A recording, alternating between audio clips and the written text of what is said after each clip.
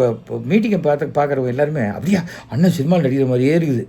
அப்போது ஓசியில் ஒரு சினிமா பார்க்குற மாதிரி, அவ்வளோதான். அதுக்கு மேலே ஒன்றுமே கிடையாது. என்ன ஃப்ரெண்டுன்னு சொல்கிறீங்க, என்னை போய் கரூரில் என் மேலே பழி சுமத்தி, கரூரில் பழி சுமத்தலைங்க. கரூருடைய 41 பேர் சாவுக்கு நீங்கள் தான் காரணம். இது எதார்த்தம். நீங்கள் அன்றைக்கி வரலைன்னா அந்த 41 பேர் ஏன் செத்து போயிருக்க போகிறாங்க? எடப்பாடி மீட்டிங்கில் வந்து 41 பேர் செத்து போனாங்களா? ஓபிஎஸ் மீட்டிங்கில் வந்து 41 பேர் செத்து போனாங்களா? முதலமைச்சர் ஸ்டாலினுடைய மீட்டிங் வந்து 41 பேர் செத்து போனாங்களா? விஜய்ங்கிற நடிகனை வேடிக்கை பார்க்க வந்த கூட்டம் 50 மீட்டர் தள்ளி வண்டியை நிறுத்தாத வந்து கூட்டத்துக்குள்ளே வந்து நீங்கள் பண்ணின கலைவரம். அதான் சிபிஐயில் போய் பதில் சொன்னீங்கல்ல. நீங்கள் சொன்ன பதில் நியாயம்னா 5 நிமிஷத்தில் உங்களை விட்டுருக்கணும்ல. உங்களை எதுக்கு 7 மணி நேரம் உட்காந்து வச்சாங்க, 8 மணி நேரம் உட்காந்து வச்சாங்க? தெரிஞ்சுக்கங்க.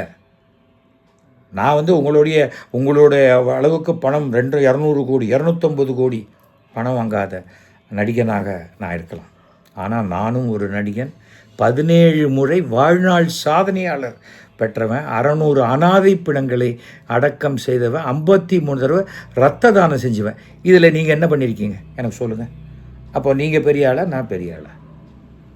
சொல்லுங்கள். எனக்கு குடிப்பழக்கம் கிடையாது, சிகரெட் குடிக்க மாட்டேன். சொல்லுங்கள்.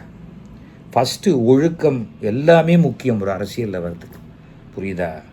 யாரையும் நாம் வந்து தனிப்பட்ட முறையில் எதையும் சொல்ல வேண்டிய அவசியம் இல்லை. நீங்கள் எப்படி வேணால் இருக்கலாம்.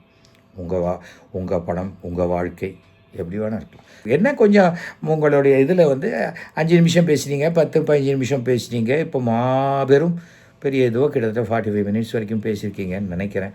ஆனால் என்னால் 45 மினிட்ஸ் கேட்கவே முடியலைங்க. ரொம்ப டயர்ஸமாக இருக்குது, ரொம்ப பாவமாக இருக்குது பார்த்தா.